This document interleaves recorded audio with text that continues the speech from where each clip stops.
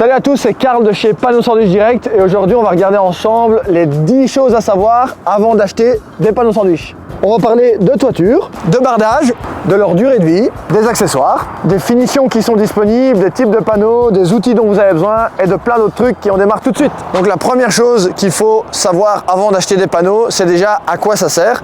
Donc les panneaux à la base, c'est pour faire des grands halls industriels isolés comme j'ai derrière moi, mais avec le temps, on a aussi fait des panneaux, développé des panneaux pour des tiny houses, pour des maisons, pour plein de choses différentes et il faut définir duquel vous avez besoin. La deuxième chose que vous devez savoir avant d'acheter vos panneaux, c'est définir un budget que vous allez pouvoir mettre dans votre projet. Il y a des panneaux qui sont comme ici derrière moi en fixation cachée, qui sont plus beaux, qui sont plus épais. Il y a vraiment toute une panoplie de choses à prendre en compte et on va les voir tout de suite. La troisième chose à savoir, et c'est en lien avec le budget, c'est définir l'isolation dont vous allez avoir besoin. Est-ce qu'elle doit être très élevée ou assez faible? Est-ce qu'elle doit être en laine de roche pour résister au feu? Est-ce qu'elle doit être acoustique ou en polyuréthane? Donc il y a plusieurs choses à savoir. Le polyuréthane, ça ne résiste pas au feu. Donc si vous avez un établissement accueillant du public, vous allez être par exemple obligé de prévoir de la laine de roche. Donc il y a l'épaisseur du panneau, que ce soit de la laine de roche ou du polyuréthane, qui va énormément entrer en jeu. Donc il faut savoir ce que vous faites à l'intérieur du bâtiment, si vous voulez que ce soit un bâtiment passif, si vous voulez consommer très peu d'électricité, ou si c'est un bâtiment dans lequel vous ne serez pas beaucoup présent, ou si c'est par exemple pour des animaux, ça peut être un peu plus faible comme ces panneaux en 4 cm par exemple, ou on peut monter jusqu'à 150 en polyuréthane quand vous avez besoin de quelque chose qui est très isolé. Le quatrième point que vous allez devoir définir, c'est déterminer la durée de vie que vous souhaiteriez pour vos panneaux. Donc il faut savoir qu'un panneau standard, ça va de toute façon durer 30, 40, 50 ans en restant dans un état plus ou moins acceptable. Mais alors il y a des panneaux qui sont vraiment de très haute qualité où vous allez avoir une couche extérieure de laquage qui peut être de 60 microns, de 75 microns, de même 200 microns en PVC. Et ça, ce sont toute une série de produits qui vont pouvoir vous offrir une garantie jusqu'à 40 ans. La cinquième chose qu'il faut définir pour votre projet, c'est tous les accessoires dont vous allez avoir besoin.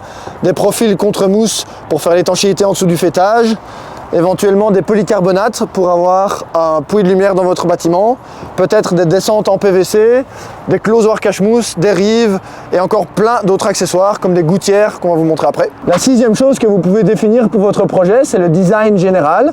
Donc comme vous le voyez, vous pouvez avoir plein de couleurs différentes, du vert, du carbone là au bout, du blanc, du gris. Il y a énormément de couleurs qui sont disponibles. Il y a aussi énormément de finitions. Par exemple pour le bardage, vous avez une finition micro-nervurée, vous pouvez avoir une finition lisse, vous pouvez avoir une finition nervurée ou même en diamant comme ceci. Il y a autant de finitions que vous pourriez avoir d'idées et il ne faut pas hésiter à nous poser des questions. À partir du moment où vous allez vous décider, il faut prendre en compte un point à l'avance, c'est qu'entre le moment de la livraison et de la pose, il va falloir stocker les panneaux et là il faut faire très attention. Comme vous le voyez, là on est dans notre stock de second choix, des panneaux qui sont restés là pendant longtemps, donc ils sont ouverts. La mousse a été attaquée sur les côtés, il y a des points de rouille parce qu'on a laissé les films de protection. Mais donc il faut savoir que quand vous avez mal stocké vos panneaux, il y a un film de protection qui fait que vos panneaux seront comme neufs une fois que vous l'aurez enlevé.